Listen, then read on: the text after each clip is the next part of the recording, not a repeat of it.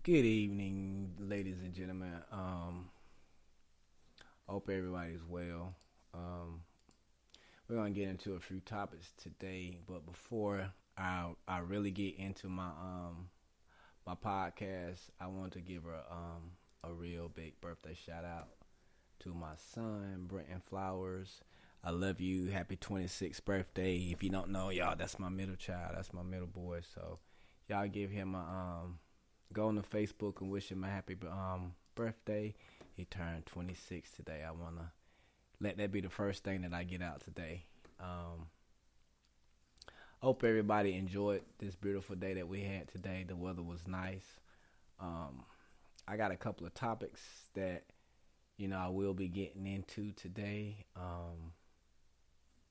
But the first one that I want to start off out with is the what's going on now is the young Dolph situation, which is very unfortunate. That he was killed at an early age of 36. He was killed in his hometown of Memphis, Tennessee. He was killed at I think it's Makeda's butter cookies.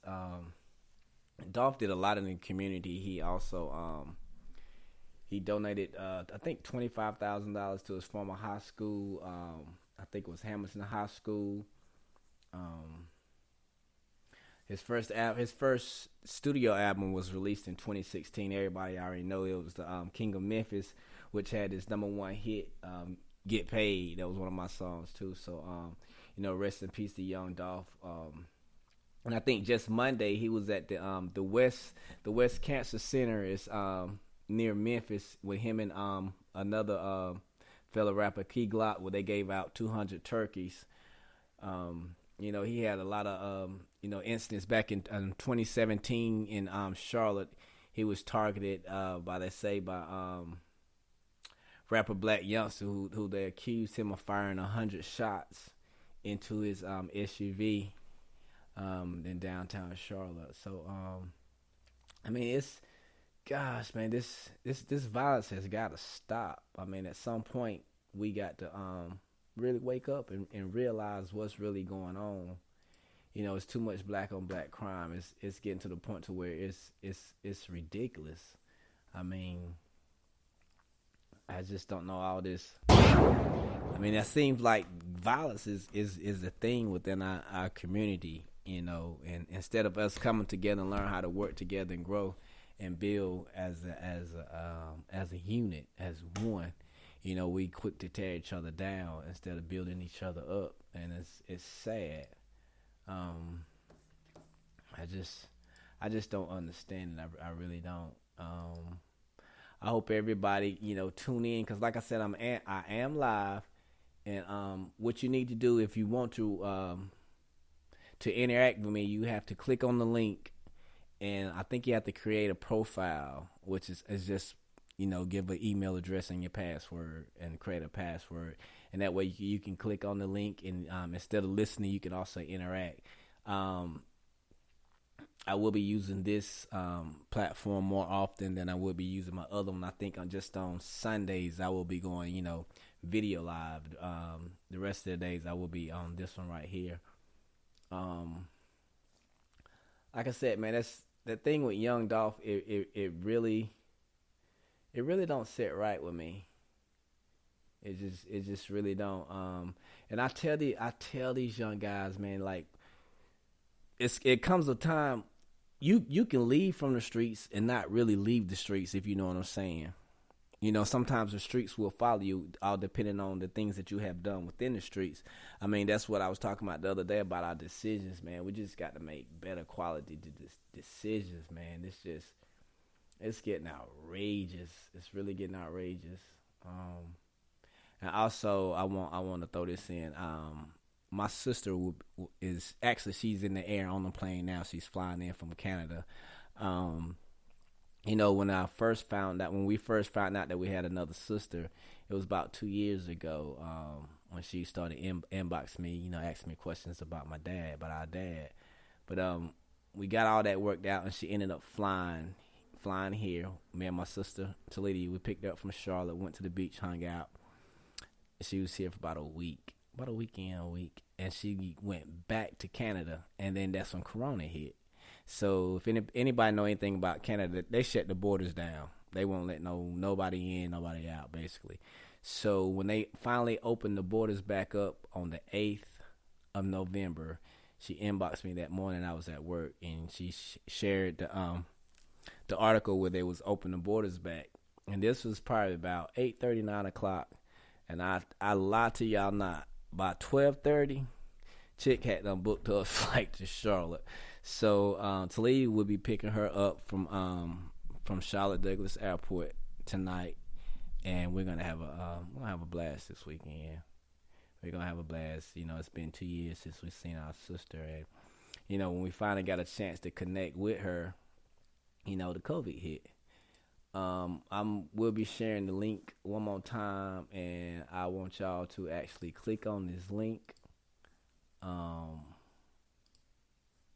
Please go click on it, start your profile, and tap in. You know, if you can't tap in today, just make sure you go to the website and create your profile. I got a couple more topics that I will be discussing today, you know, within the hour. Let me send this right here. So, and both of these things, they're ironic, how they're happening, when they happen.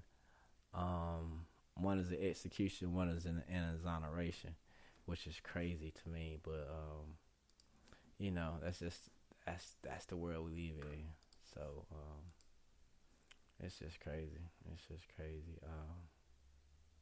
So if, like I said, just click on the link, and the link will take you to the website. You know, in order for you to interact, you must create your profile, and which is simple. It won't take but a couple of minutes, if that long, to create your profile. Again, you know, rest in peace to Young Dolph. You know, he killed at an early age, 36, man. I think he was a father. I mean, he did a lot in the community. I mean, it's just sad. But the second thing that I want to get into is anybody, and I just recently started following this, but it's a guy named Julius Jones. He has been on death row in Oklahoma for 19 years for a 1999 murder. He was sentenced to death at the age of 19, and now they got new and compelling evidence suggests that he didn't commit the crime.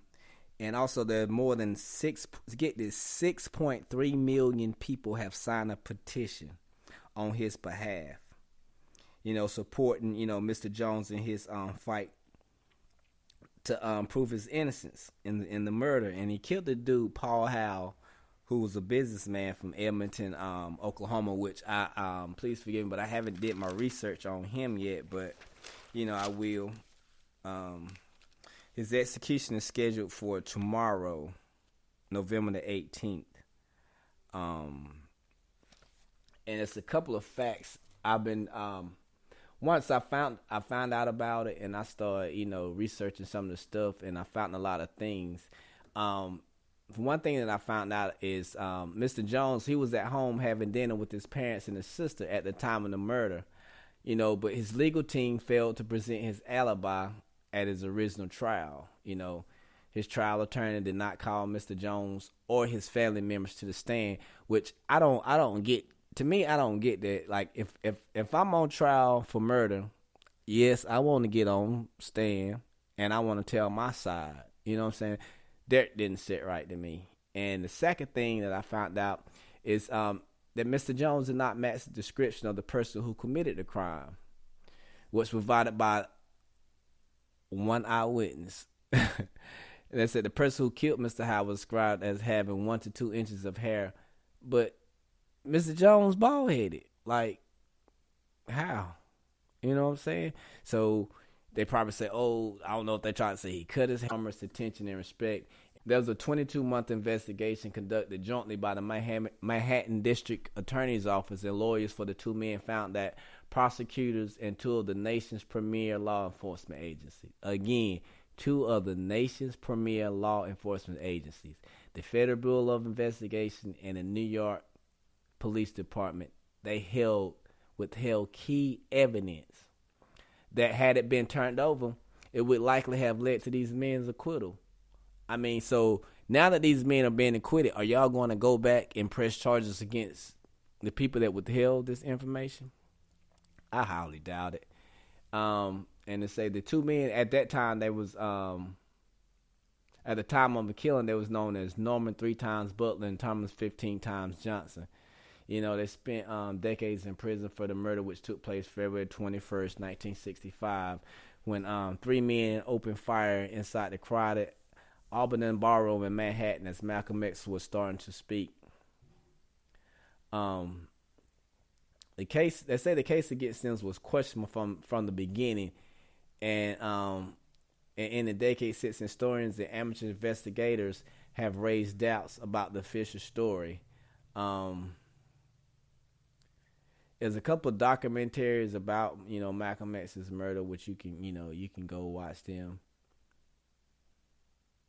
And it says, nor did it, you know, in the investigation, they said it didn't uncover a police or government conspiracy to murder him. It also left unanswered questions about how and why the police and the federal government failed to prevent the assassination by at least one member of a New Jersey chapter of National Islam. And it's, I mean, one thing that to me, it's true indeed they're court-appointed lawyers and then they're really not getting paid, you know, for their time. But my thing, in the same sense, represent these people to the fullest. I mean, a lot of these people are innocent. I worked in the prison system for 7 years, and there are a lot of innocent people in prison, but they in prison because they couldn't afford a real lawyer, and then the lawyers that they have didn't give a flip about them. I mean, it is crazy. And then let's say it's this point to the truth that law enforcement over history have often failed to live up to its responsibilities. That's what Mr. Vance said. These men did not get the justice that they would deserve. A lot of FBI documents, including information that implicated other suspects and pointed away from Mr. Islam and Mr. Aziz, prosecutors notes indicate they failed to disclose the presence of undercover officers in the ballroom at the time of the shooting, and police department files reveal that a reporter from the New York Times Daily News received a call the morning of the shooting indicating that Malcolm X would be murdered. Investigators also interviewed a living witness known only as J.M., who backed up Mr. Aziz's alibi, further suggesting that he had not participated in the shooting but had been, as he said at the trial, at home nursing his wounded legs. It says, altogether, the reinvestigation found that the new evidence being presented to a jury, it may well have led to acquittals, and Mr. Aziz, 83, who was released in 1985, and Mr. Islam, who was released in 1987 and died in 2009 at the age of 74, would not have been compelled to spend decades fighting to clear their names. This wasn't a mere oversight, said Deborah Francis, a lawyer for the men. This was a product of extreme and gross official misconduct. I mean, the things that the ones that we look to protect and serve us, I mean, it's like they do more harm to us than anything. It's like they cover up so much stuff. I mean, just because, you know, I'm going to say you're black. I mean, and one thing I know about racism will never go nowhere. As long as there are human beings on this earth, we'll forever have racism. Period, point blank. It says at the trial in 1966, prosecutors called Mr. Islam, who was once Malcolm X's driver, as this assassin who fired the fatal gunshot blast. Mr. Hale and Mr. Zir were said to have followed close behind, firing their pistols. 10 eyewitnesses said they had seen Mr. Islam and Mr. Zir or both, but the witness statements was contradictory and no physical evidence tied either one to the murders or even the crime scene. Both men offered credible alibis, which was backed by testimony from their spouses, friends, and others. Let's say when Mr. Halem took the stand for the second time during the trial and confessed, he insisted that his two co-defendants was innocent. Innocent. Now, the man that said that did it said that his two co-defendants was innocent. Then it said on March 11, 1966, all three defendants was found guilty and a month later sentenced to life in prison. So if me and Joe and Mark go and do something, and I get on stage on stand, and I say, well, they ain't had nothing to do with it. I did it.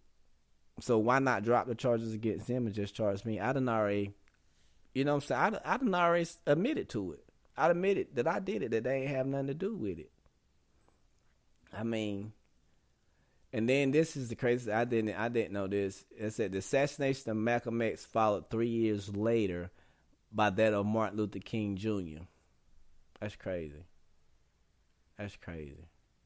I didn't know it was 3 years apart. I mean, people, and like I said, I just really start researching a lot of stuff since I actually started my podcast, and it's a lot of stuff that goes on that we don't know nothing about. I mean, it to me, it don't make no sense. It probably will never make sense to me. It probably won't meant to make sense to me. But man, it's crazy. It was China Coles, who's a good friend of mine. She posed a question, switching gears a little bit, on Facebook today, which it actually got a lot of response. And I'm going to read it. It says, when you take intimacy out of a relationship, what do you have? A friendship, right? And is intimacy important enough to get? And if not, do you stay? The question is only for grown-ups. I mean, and it got, when I say it, I think it got like 61 comments. And then one thing that a lot of people, when you mention the word intimacy, the first thing that comes to people's mind is sex. Intimacy is not just sex.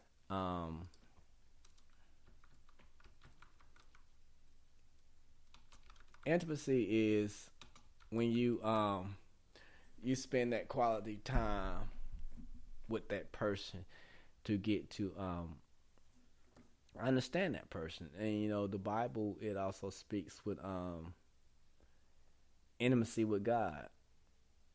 You know, is it sex with God? No, it's not sex with God. It's you being intimate with him to where, you know, you actually going to him and you really like, I mean, really like, it's, how can I,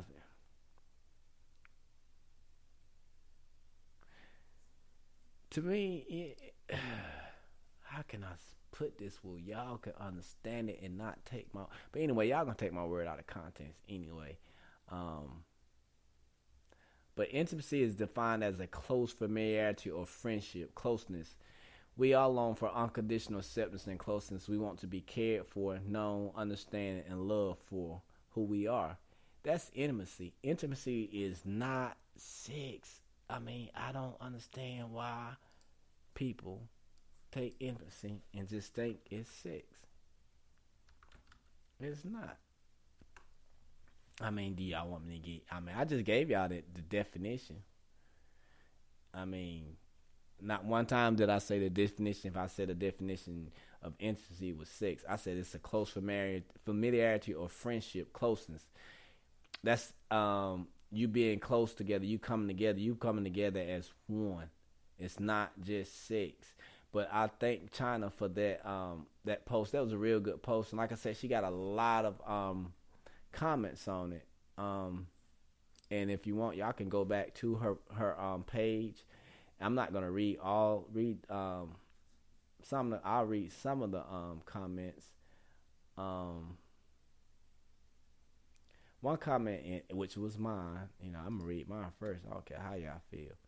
I say intimacy is the most important part of any relationship, because intimacy is where you become intimate with each other and know not just sex. Most people think intimacy is sex, but it's the connecting time between two people. So yes, if the intimacy is gone in the relationship is gone, because you can't communicate. So with any relationship, if you don't have communication, you don't have nothing, and that's that communication, intimacy. It goes hand in hand. Let's see. Let me read one more. Because, like I said, y'all can take the time. Y'all can go to her page, and read it for yourselves. So, let's see. Which one do I want to read? Okay, it says intimacy is important in a relationship, and if you're always nagging and being aggravated, you will kill the intimacy, and they will find it somewhere else. No intimacy, the relationship is dead. For me, anyway. People be wondering why they get cheated on, or why someone ghosts them in a relationship.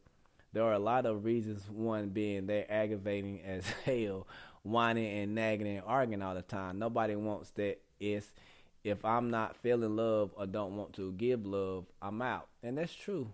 I really agree. That's true.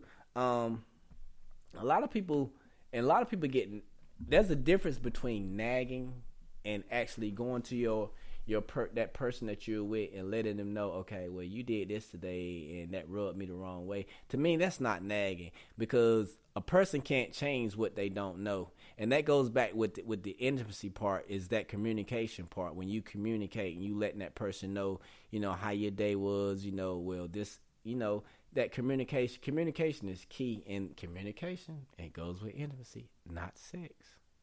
So please stop confusing the two. Thank you very much. Let's see what else. Oh, I want to talk about this mandate. This mandate that y'all president is trying to. But this is my thing on it, and how I feel. It's like, how can you mandate something that's not law?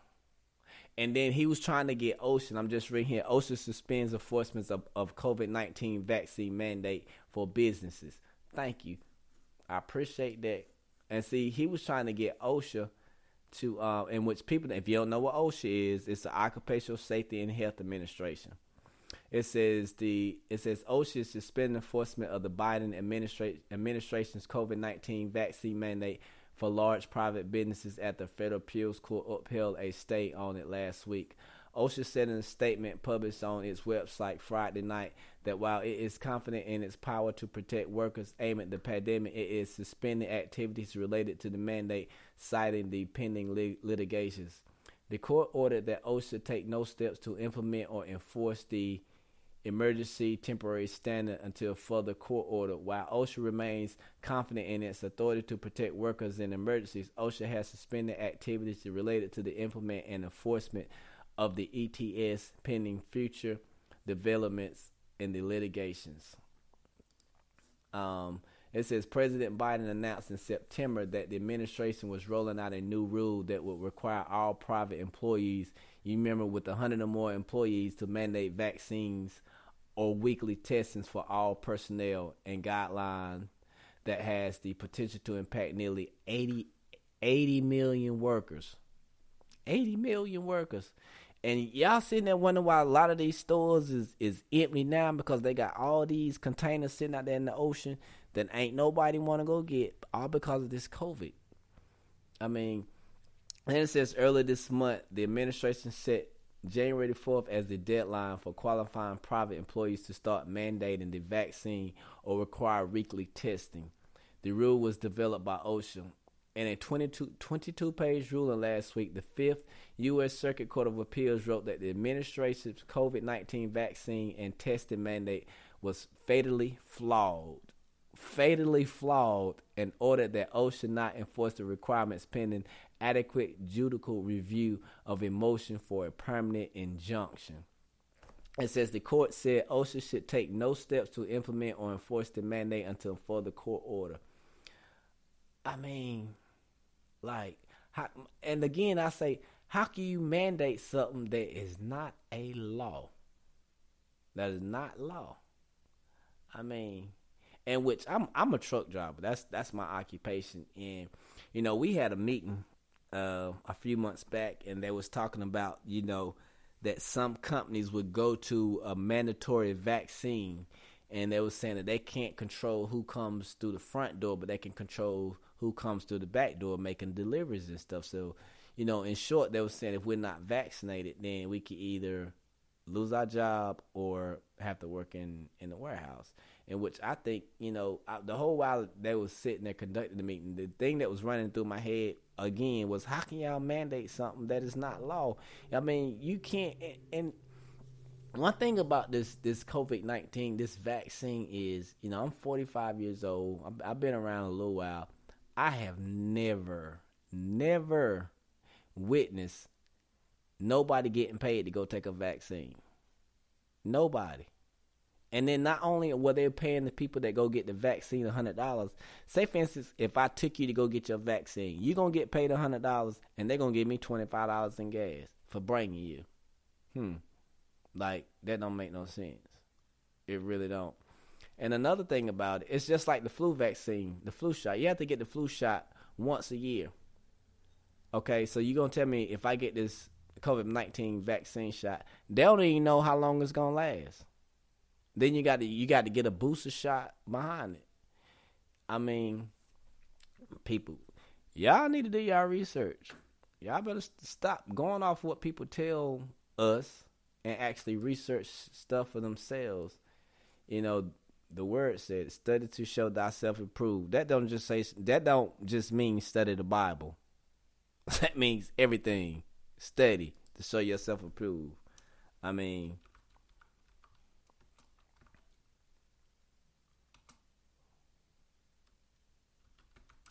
I'm searching something right quick. It's about, I can't remember the bishop name, but he said, I think it was the bishop. He said it was gonna be a vaccine.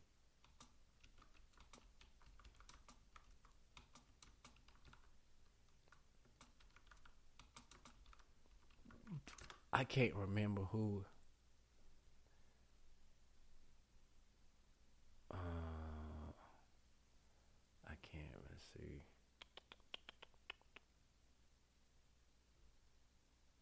And then it's also let me see if this him. I think this him. Let's see. Yeah, I don't think that's the one, but I will search it and I will find. I will, like I said, I'm gonna be on this topic for a while with this COVID vaccine, because I mean this is really, it's crazy. I mean, and I'm gonna say I'm not knocking nobody that gets the vaccine, because at the end of the day, that's your choice. You can choose to get it. You can choose not to get it. I mean, that's solely on you. I'm not gonna say you wrong for not getting it or you right for getting it. I mean, it's your choice to get it. I choose not to. For one, I'm healthy.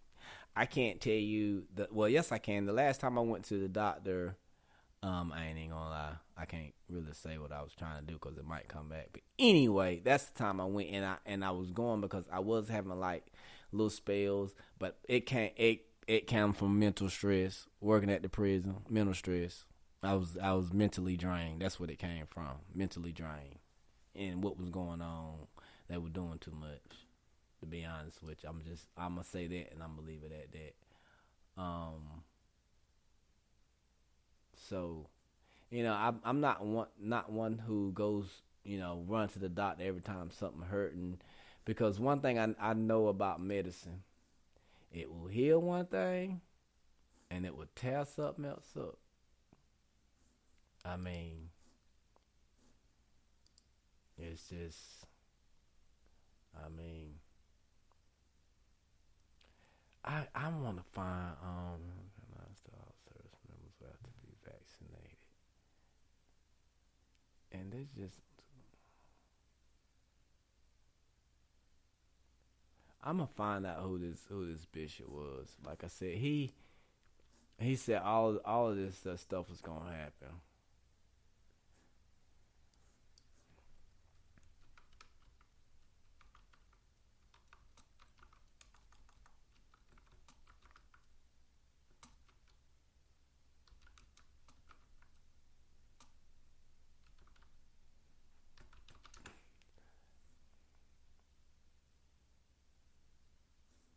Mm. But I find out. I find out. But anyway, those are the things. Like I said, if again, rest in peace to young Dolph. It's a sad situation. I hate that happen. And then another thing that a lot of people is going in on, and I said I wasn't gonna speak about it, but then again I said I was gonna speak about it. And this is the situation with the baby, him and his new baby mama. I can't pronounce the name, but I know she's an artist also. And a lot of people criticizing him for going live. I don't criticize him for going live because I feel that if he didn't have evidence of what actually was going on, and if she actually had called the police, he probably would have been. I ain't gonna say he probably would have been. He would have been locked up. And like I said, everybody weighing their opinions and views, in which that's everybody's opinion. You have it so you can weigh it, but we never know what actually went on, behind those four walls.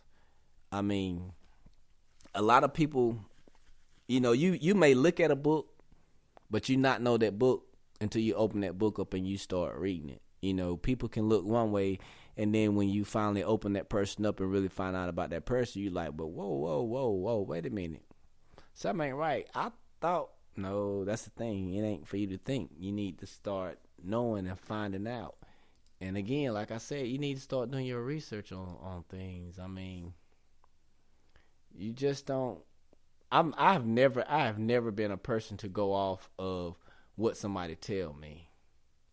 If somebody come and tell me something, and I feel kind of leery about it, then guess what? I'm going to do my research. I mean, I'm finna do my research. That's just me. And I wanna. While I was strolling on Facebook, I seen a good friend of mine, Greg Wall, I think he's on Facebook as Yomi Greg Wall. He was asking for turkey donations. If anybody have any extra turkeys that they want to donate, please hit him up. Please hit him up. Also, happy Founders Day to the Omega Phi Psi. Happy Founders Day. And also, if you're on Facebook, you probably done seen it, but they will be naming the bridge that overpass on US 1 that crosses over US 74 bypass. They're going to be naming that after Sheriff Clemens. That's something big. Another. I knew him personally. So and again, there was another untimely death. One that won't nobody expecting it. And that's the thing. It's like death hurts when it's unexpected. It really hurts when it's unexpected. It hurts when it's expected. I mean, especially when it's a loved one. It's just death is just hard to it's just hard to deal with. Period. I tell you, I've lost. I think the loss of my brother back in 2001. That's why I say I can really, speak on it, because when I lost my brother in 2001, it when I say I stopped caring about life, I stopped caring about my wife at the time. I stopped caring about my kids. I didn't care about nothing. I went through a period like that for about 2 years. And I remember sitting down having a conversation with my grandmother. And she told me, she said, in this exact words, you need to get your shit together. And I was like, what? My grandma ain't never talked to me like that. And I was like, mother, what you talking about? She said, you walk around here moping, not caring about nothing. I said, she was like, Brandon is in a place where we're trying to get to.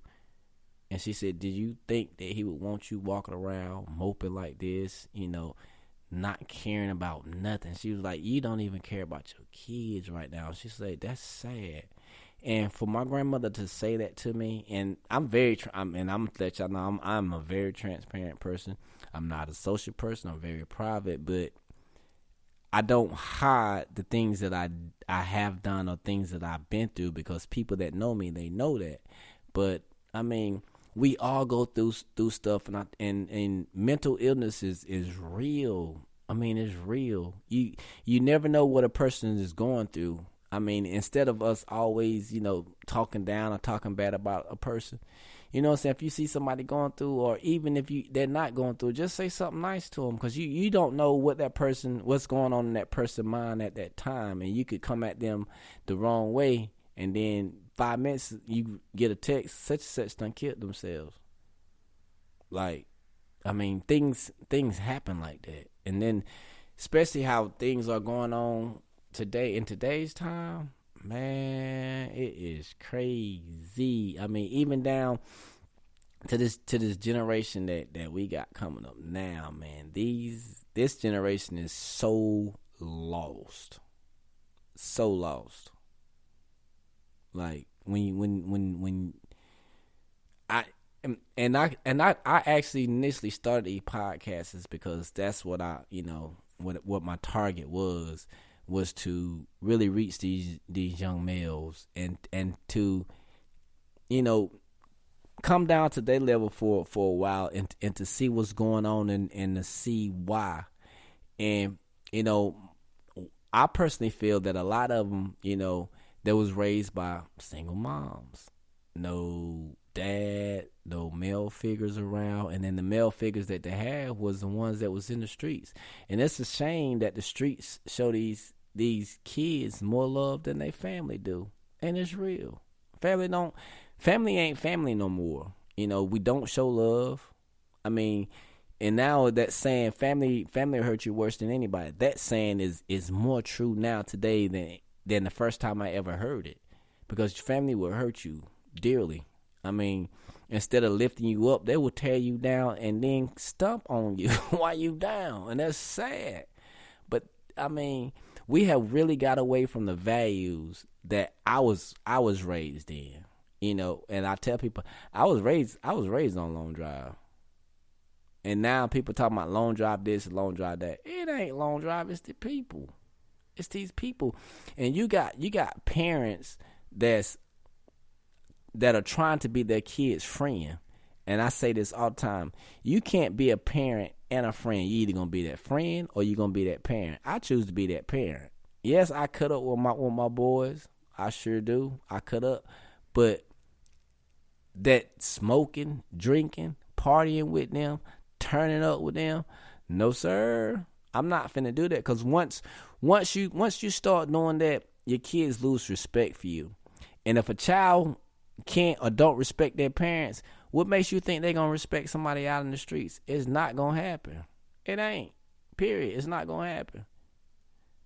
And we pointing fingers at these kids, but we're going to start pointing the fingers at the parents. One of the parents going to step up and say, okay, it's my fault.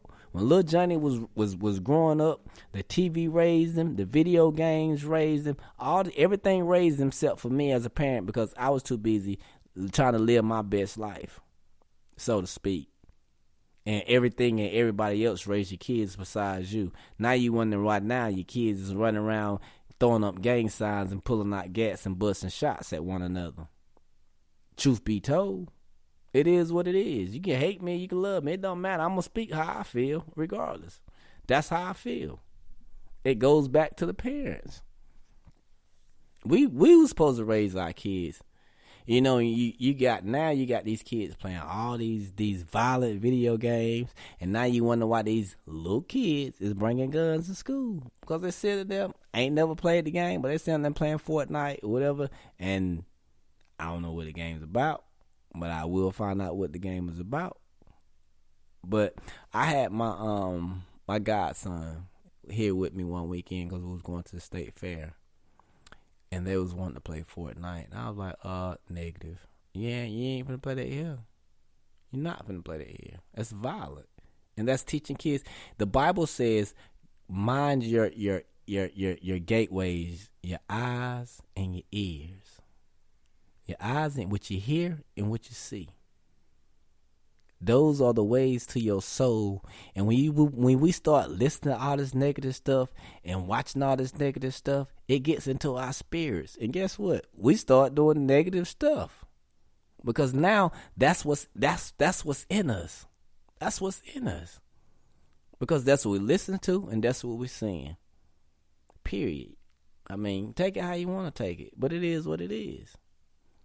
We need to, as parents, especially the parents that have these younger kids now, be more mindful, be more respectful of them, of what you do. You know, I remember growing up, my mom used to have company. I had two choices. I was either going to go in my room and close my door, or I was going to go outside and close the door. And some days I ain't have no other choice but to go outside. Because what was going on inside, they didn't want me to see what was going on inside. And I never did understand that until now. Because my mom them ain't do none of that in front of us. You know what I'm saying? But that's how that generation, because there was a generational gap. Now there's no generational gap. You got grandmothers now, 30, 36, and 37. Like, what in the world? A 30-something-year-old grandmother? I ain't never heard of nothing like that until recently. So, somebody had posted, so I'm gonna read this post, and it was so true. Let me find it because I shared it on my page.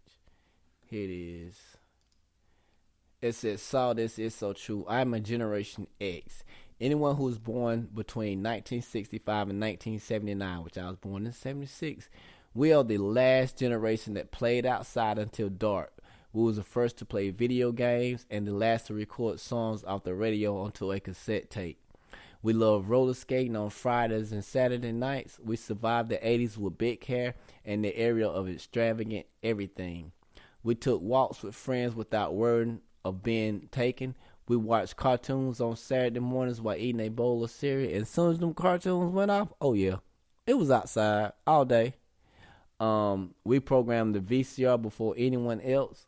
We remember learning how to use a computer for the first time. We played the Atari and the Nintendo. I'm going to stop right there. The Atari had a joystick and one button. The Nintendo had a pad and two buttons. Now, these games they got now, I can't even play them.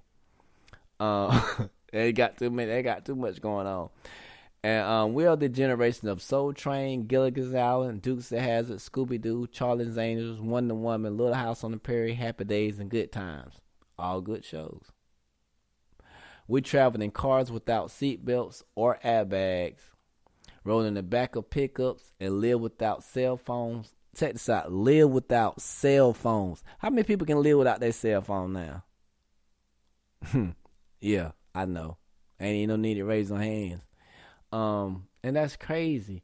We did not have flat screens, surround sounds, iPads, Facebook, and Twitter, but we had a great time all the time with each other.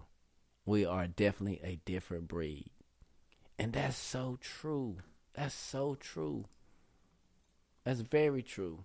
Now you can't. You try to try to get a child to go outside. That child liable to cuss you out. I ain't going outside. But I remember I would cry because I couldn't go outside. Because that's how we communicated with each other. You know what I'm saying? That's how you truly learn. And one thing about social media, man, you can be whoever you want to be on social media. Whoever you want to be, how you want to be, when you want to be. You can be a different person every day.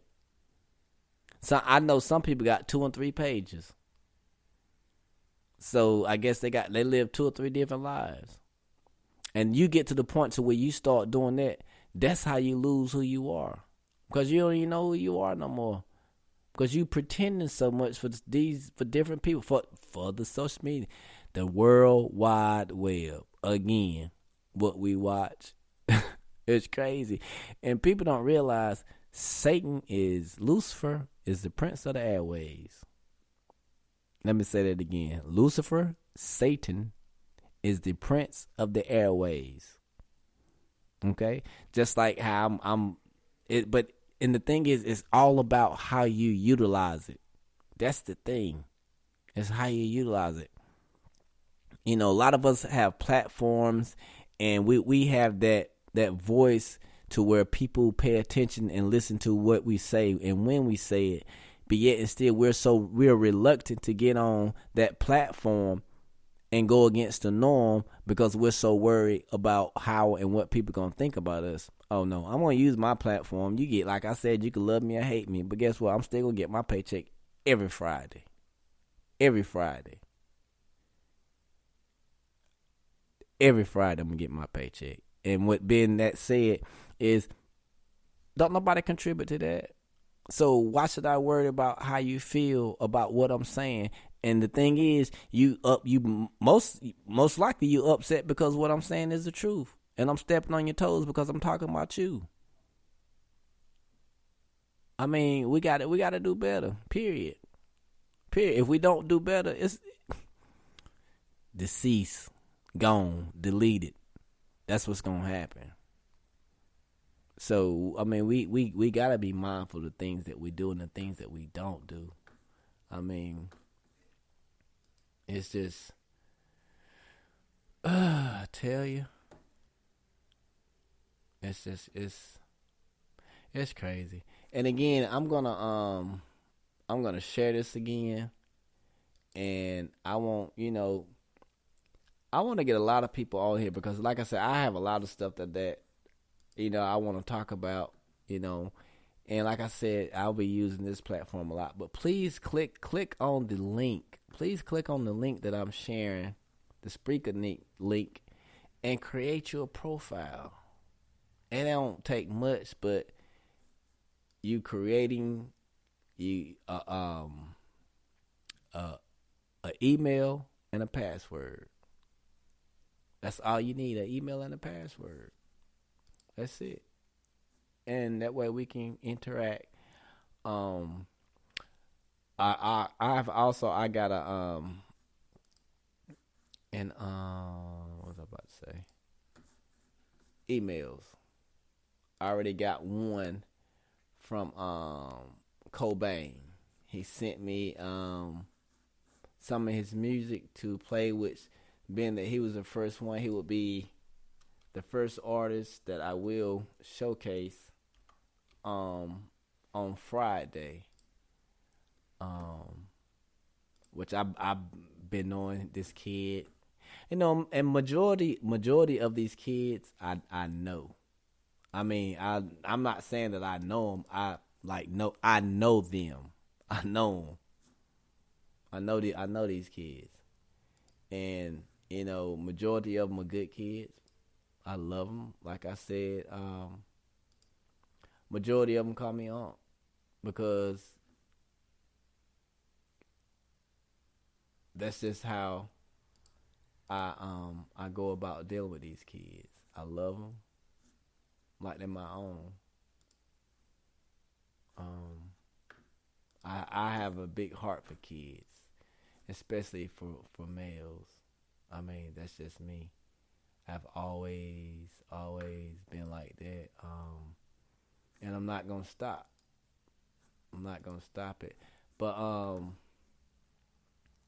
gonna see. He gave me a couple of tracks to play, in which I have to find out I don't know if you can hear it, but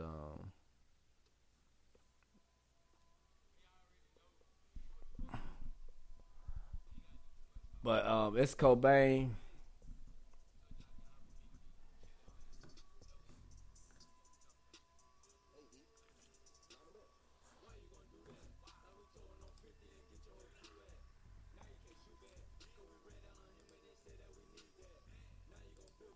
But I'm gonna say that I'm not gonna, I just want y'all to know that Fridays will be where I'm featuring artists.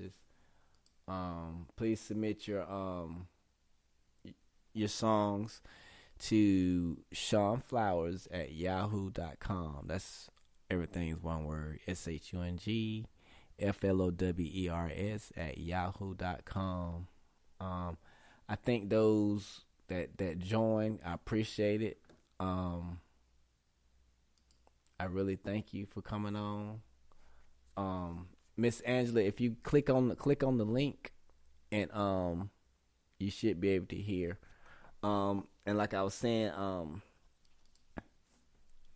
sign up so we can have a good time. I mean,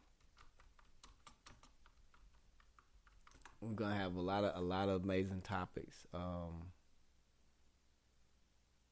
But I will be sharing this live podcast again, so you can, in your leisure time, you can go back and listen to it. So I'm about to get out. So before I leave, I'm gonna leave with a prayer. Dear Heavenly Father, we come to you today. We give you thanks. We give you praise.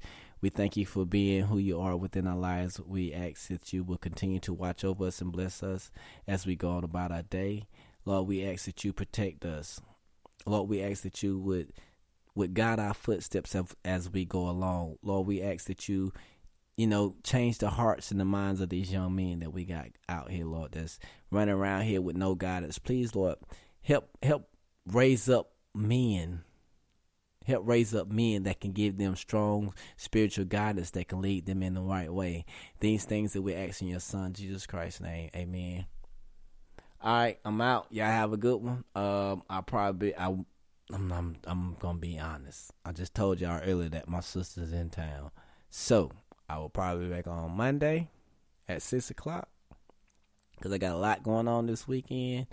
So I will see y'all Monday. Y'all have a good night. Peace, and I love you.